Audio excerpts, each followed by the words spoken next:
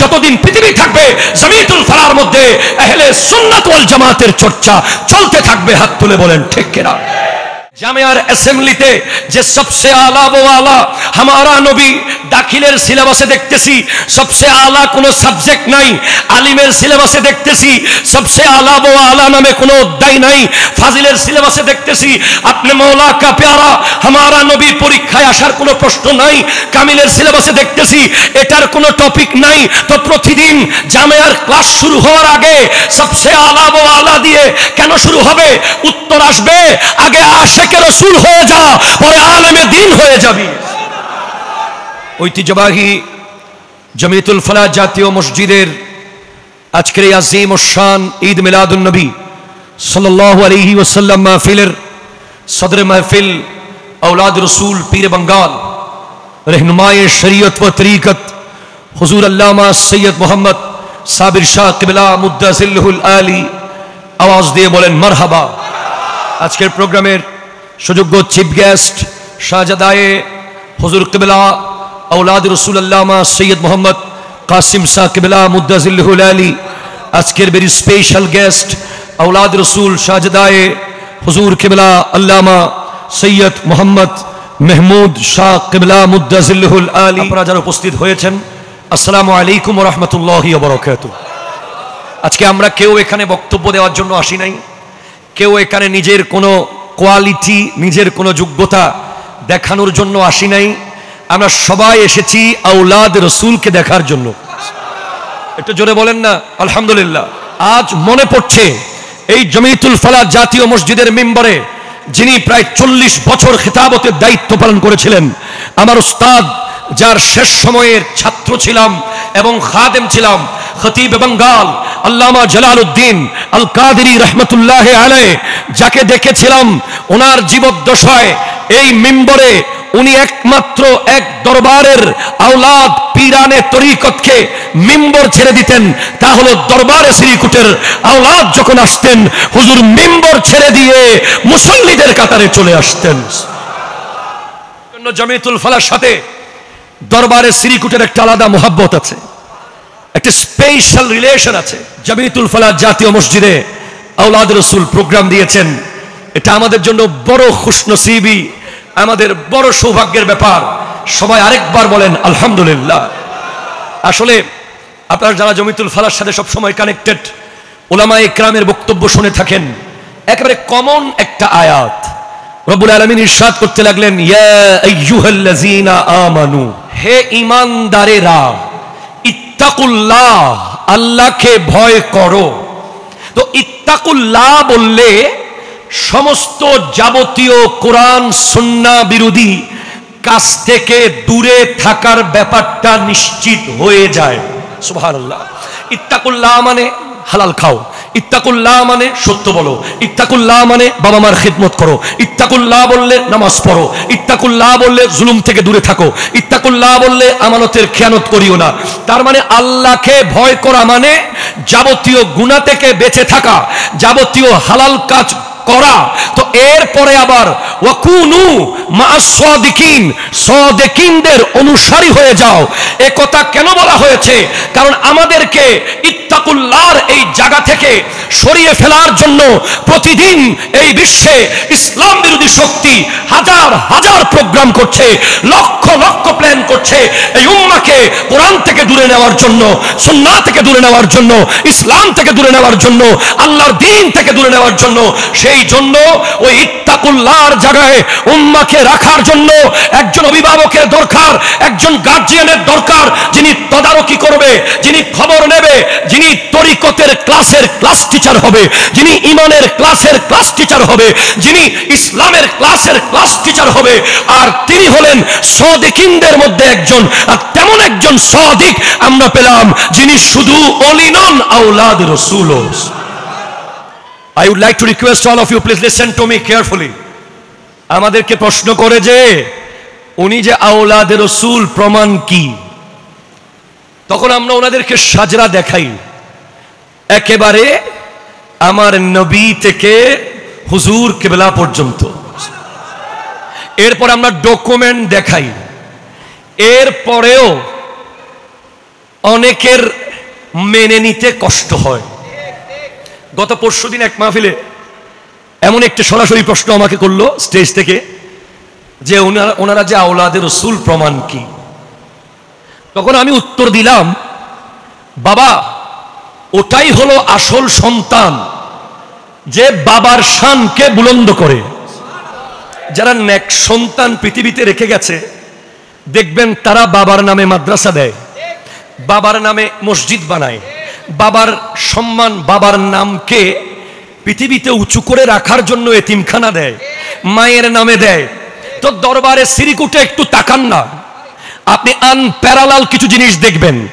তার মধ্যে একটা দেখবেন জামিয়া আহমদিয়া সুন্নিয়া আলিয়া, আপনি দেখবেন জশ্নে জুলুসে ঈদে মিলাদুন নবী সাল্লাল্লাহু আলাইহি ওয়াসাল্লাম, আপনি দেখবেন মজমুআয়ে সালাওয়াতে রাসূল, আপনি দেখবেন আজানের আগে সালাতুস সালাম, আপনি দেখবেন জামিয়ার ক্লাস শুরু হওয়ার আগে সবসে औला वो वाला हमारा नबी, सबसे बाला वो वाला हमारा नबी, अपने मौला का प्यारा हमारा नबी, दोनों आलम का दोला हमारा नबी।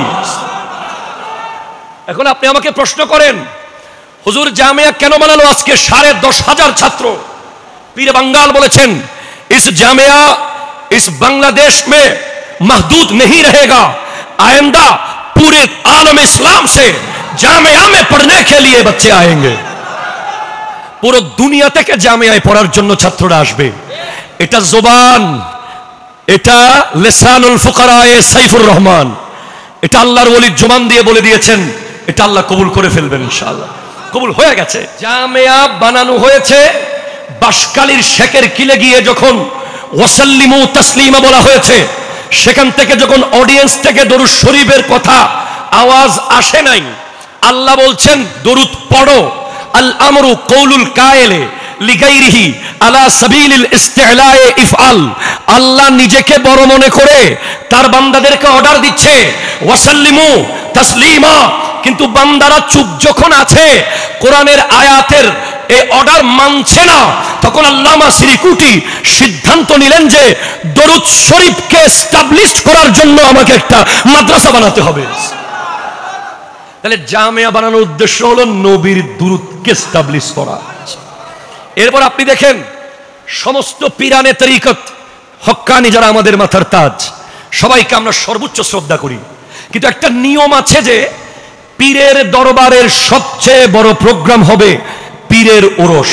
নিয়ম, এতে কোনো আইব নাই। কিন্তু জামিয়ার দরবারে সিরিকুটের একটা স্পেশাল ইউনিক বৈশিষ্ট্য হলো এই দরবারের সবচেয়ে বড় প্রোগ্রাম হলো নবীর মিলাদ। জশ্নে জুলুসে ঈদে মিলাদুন নবী। প্রশ্ন করলাম, হুজুর ঈদে মিলাদুন নবী দিলেন, আপনার দাদার শান তো বুলন্দ হচ্ছে না, আপনার বাবার শান তো বুলন্দ করছেন না, এটা দিয়ে আপনার নিজের শান তো ওখানে পতাকা উড়াচ্ছেন না, নবীর মিলাদের পতাকা উঠছে, গোটা বিশ্ব থেকে মানুষ ঈদে মিলাদুন নবীতে আসতেছে। বলে নবীর শান বুলন্দ হলেই সাথে সাথে আওলাদদের শানও বুলন্দ হয়ে যাবে। তাহলে ঈদে মিলাদুন নবীও নবীর জন্য। এরপরে আজানের আগে সালাতুস সালাম, ডোন্ট টেক আদারওয়াইজ। আমরা দেখতেছি বর্তমান সময়ে অনেক জায়গায় এটা বন্ধ হয়ে গেছে। নাজারের আগে আসসালাতু ওয়াসসালামু আলাইকা সাইয়্যিদি ইয়া রাসূলুল্লাহ, আসসালাতু ওয়াসসালামু আলাইকা সাইয়্যিদি ইয়া হাবিবাল্লাহ। আল্লামা তৈয়ব শাহ কিবলা রাহমাতুল্লাহ আলাইহি এটা নিয়ামত আমাদেরকে দিয়েছেন, কিন্তু আমরা নিয়ামতের কদর করতে জানি নাই। নবীর দুরূদ পড়ব, এতেও অনেকের খারাপ লেগেছে, এতেও অনেকে বন্ধ করে দিয়েছে সেটাকে। এটাও নবীর শানের ব্যাপার ছিল। এরপরে যদি আপনি দেখেন জামিয়ার অ্যাসেম্বলিতে যে সবসে আলা ও আলা হামারা নবী, দাখিলের সিলেবাসে দেখতেছি সবসে আলা কোনো সাবজেক্ট নাই, আলিমের সিলেবাসে দেখতেছি সবসে আলা ও আলা নামে কোনো অধ্যায় নাই, ফাজিলের সিলেবাসে দেখতেছি আপনি মৌলা কা প্যারা হামারা নবী পরীক্ষায় আসার কোনো প্রশ্ন নাই, কামিলের সিলেবাসে দেখতেছি এটার কোনো টপিক নাই। তো প্রতিদিন জামিয়ার ক্লাস শুরু হওয়ার আগে সবসে আলা ও আলা দিয়ে কেন শুরু হবে? উত্তর আসবে, আগে আশিকে রাসূল হয়ে যা, পরে আলেমে দ্বীন হয়ে যাবি। যা যা আপনি দেখতে পাবেন সবগুলোর মূল উদ্দেশ্য হলো নবীজির শানকে কিভাবে বুলন্দ করা যায়, নিজের না নবীর। তো যারা নবীজির শানকে প্রতিনিয়ত বুলন্দ করার জন্য খিদমত আঞ্জাম দিচ্ছে, তারাই তো হবে আওলাদে রাসূল। আমার মসজিদ ঢাকা খিলগাঁও, আগামী মঙ্গলবারে হুজুর আমার মসজিদে যাচ্ছেন, 23 তারিখ প্রোগ্রাম নিয়েছেন। আমি আমার মুসল্লিদেরকে বলেছি, ওখানে আমাদের আহলে হাদিসের ভাইয়েরা আছে, আমাদের সুন্নিতা আছেই, কওমির ভাইয়েরা নামাজ পড়ে। আমি বলেছি যাদের পছন্দ হয় তারা তো মহব্বতে আসবেন, যাদের একটু একটু অসুবিধা আছে তারা পরীক্ষা করতে আসিয়েন। আমরা ক্লিয়ার বলে দিয়েছি আমার নবীজির হাদিস, ওয়ালাউ আন্না রাজুলান সাফানা বাইনার রুকনে ওয়াল মাকামে ওয়া সাল্লা ওয়া সামা সুম্মা লাকিয়া আল্লাহ, কোন একজন ব্যক্তি যদি মক্কার কাবাঘরের সামনে নামাজ পড়ে, ওখানে অবস্থান করে, ওখানে নামাজ পড়ে, ওখানে রোজা রাখে, ওখানে ইফতার করে, ওখানে মারা যায়, আপনি চোখ বন্ধ করে বলবেন যে নিশ্চয়ই উনি জান্নাতি। ঠিক কিনা বলেন? উনি অবস্থান করেছে কাবাঘরের সামনে, উনি নামাজ পড়েছে সেখানে, রোজা রেখেছে সেখানে, ইফতার করেছে সেখানে, মারা গেছে কাবাঘরের সামনে বাইনার রুকনে ওয়াল মাকামে ওয়া সাল্লা ওয়া সামা সুম্মা লাকিয়া আল্লাহ, অতঃপর আল্লাহর দিদারে চলে গেছে, মারা গেছে।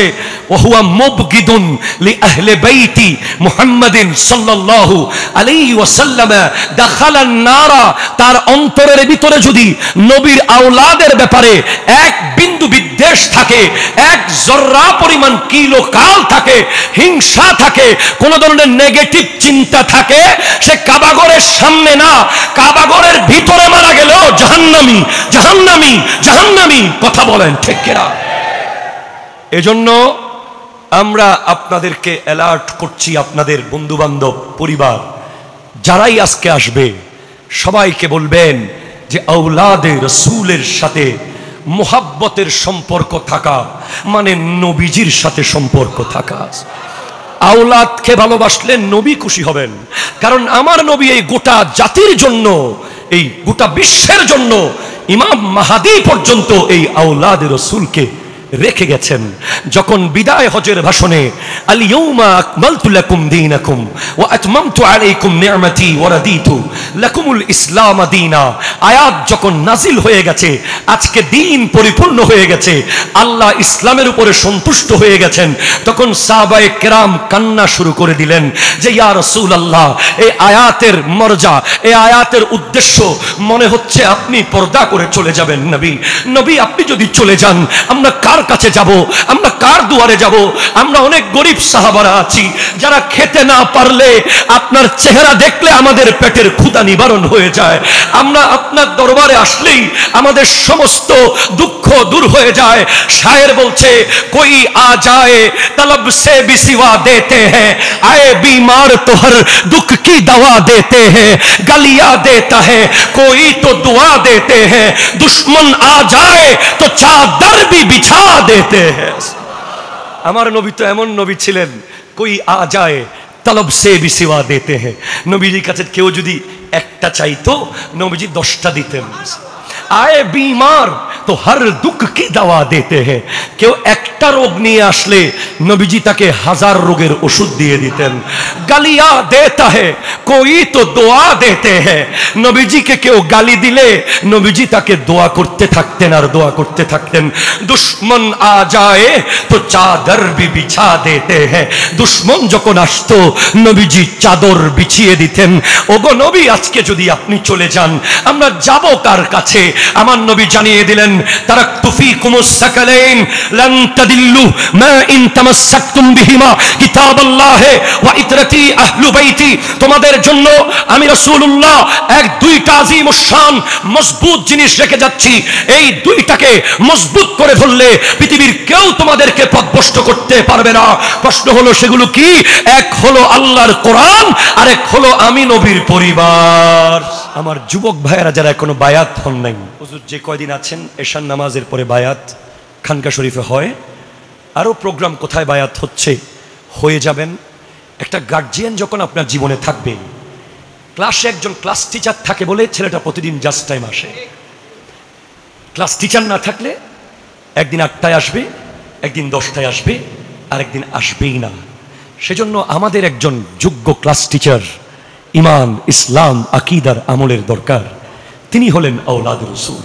হুজুর পীর বাঙ্গাল আল্লামা সাবির শাহ কিবলা মুদ্দাজিল্লুহুল আলী, ওনার ব্যাপারে আমি পাকিস্তানে এক ব্যক্তিকে মদিনাতুল মুনাওয়ারা আহলে সুফা, যেখানে আহলে সুফার স্থান, ওই জায়গায় এক ব্যক্তির সাথে আমার দেখা হলো, কাবলি পরা, লম্বা দাড়িওয়ালা। আমি জিজ্ঞেস করলাম, ভাই সাহব আপ কাহা সে হ্যাঁ? উনি বলেন, मैं सियालकोट से हूं। আমি বললাম, श्रीकोट जानते हैं? बोले जानता हूं।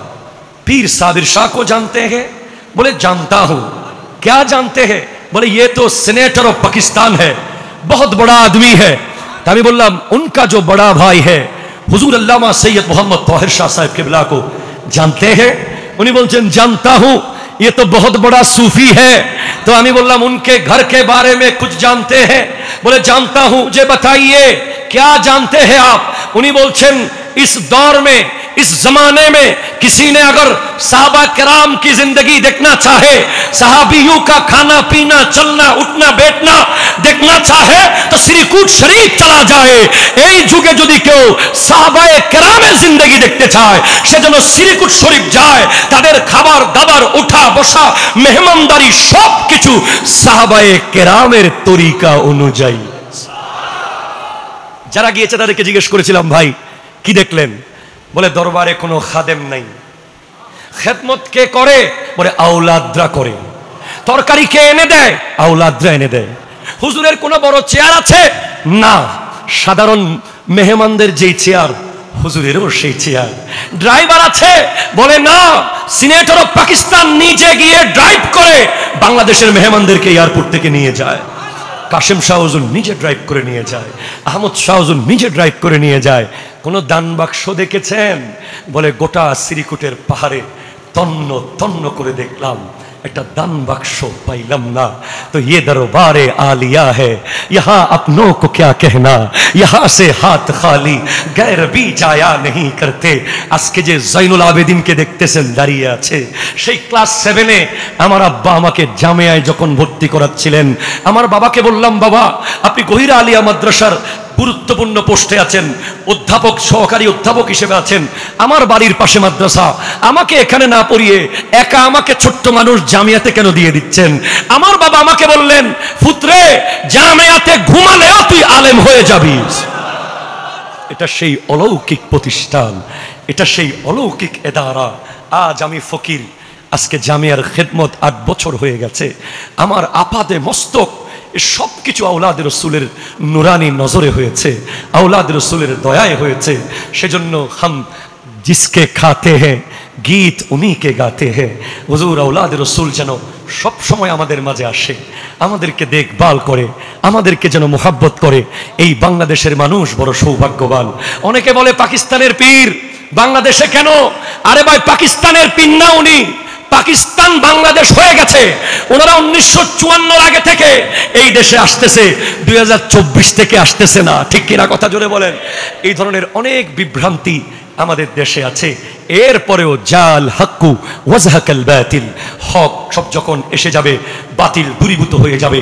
এই জামিয়াতুল ফালাহ জাতীয় মসজিদ আহলে সুন্নাত ওয়াল জামাতের মারকাজ, এটা সুন্নিয়তের মারকাজ, এটা আওলাদ রাসূলের আশিকদের মারকাজ, এটা গোলামে শ্রীকুটিদের মারকাজ, এটা গোলামে গৌসুল আজম মেজবান্ডারির মারকাজ, এটা শাহে আমানতের আশিকদের মারকাজ, এটা শাহ গরিবুল্লাহ প্রেমিকদের মারকাজ। এখানে শরীয়ত এবং তরিকত থাকবে যতদিন পৃথিবী থাকবে। জামিয়াতুল ফালাহর মধ্যে আহলে সুন্নাত ওয়াল জামাতের চর্চা চলতে থাকবে। হাত তুলে বলেন ঠিক কিনা? আল্লাহ পাক আমাদেরকে কবুল করুন।